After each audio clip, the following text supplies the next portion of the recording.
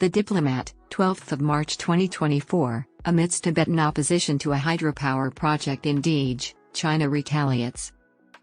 China presently maintains an unlawful occupation of Tibet and has governed the Tibetan people as a tyrannical despot. China's construction of a cascade dam on the Drichu, which is the upper Yangtze River, incited local discontent. Numerous Tibetans organized a demonstration on February 14 in front of the county government office building in Derge County, Dege in Mandarin, which is situated within the Garze Tibetan Autonomous Prefecture in Sichuan Province. They endeavored to prevent the establishment of a 1.1 million kilowatt hydroelectric facility on the Drichu River. The demonstrators concurrently requested that the authorities revoke the directive instructing the displacement of thousands of Tibetans from the villages of Upper Wonto and Shipa and 6 significant monasteries. Among these was the Wonto Monastery, an architectural marvel of the 13th century that safeguards invaluable murals from that era. The monasteries and villages are anticipated to be submerged once the dam's reservoir is full. According to local Tibetans, the hydropower project has disregarded the monastery's sacrosanct status and the significance they hold within Tibetan Buddhism's cultural, religious, and value systems.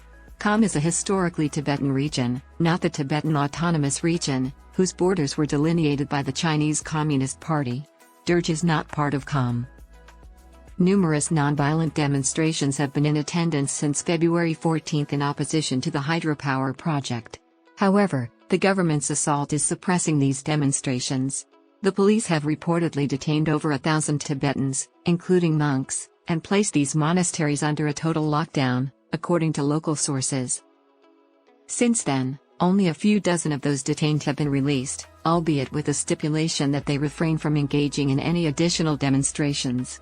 Others, including a village official and the senior administrator of Wonto Monastery, were transferred to a large detention center following reports that they had been severely beaten while in custody.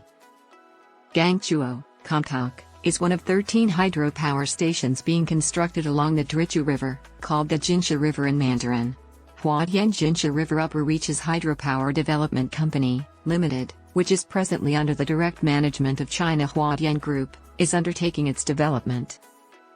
The National Development and Reform Commission reviewed the hydropower planning report for the upper reaches of the Drichu River, pertinent national ministries and commissions, and the provincial-level governments of Sichuan, Tibetan Autonomous Region, and Shanghai in November 2011. A consensus was reached on the 1 reservoir and 13 levels plan, with Gangchuo serving as the principal reservoir. The completion of the pre-feasibility study for the hydropower project occurred in 2016. The dam is presently under construction by China's 13th five-year plan. The 229-meter dam additionally serves as the principal reservoir for the western segment of the south to north water diversion project, which aims to redirect Yangtze River water into the Yellow River. The rapid development of hydropower projects is taming the rivers of Tibet, which were once pristine and free-flowing. Numerous development activities occur near the hydropower development, such as constructing roads, a petrol station, and other infrastructure. The ongoing construction is significantly affecting both the environment and the populace.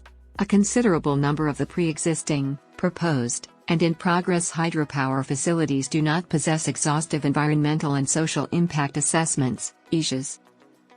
The methodology employed in constructing dams in Tibet contravenes the legislative framework established by China, which encompasses regulations governing environmental disclosures by the government, litigation in the public interest, public input on proposed hydropower projects, and appropriate EIA procedures.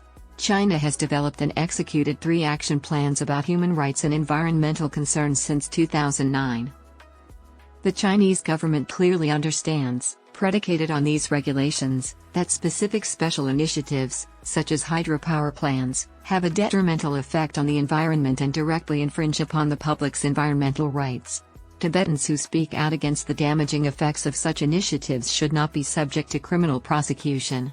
Conversely, the Chinese government ought to fulfill its pledge to advocate for and safeguard the rights of the Tibetan population residing within Tibet.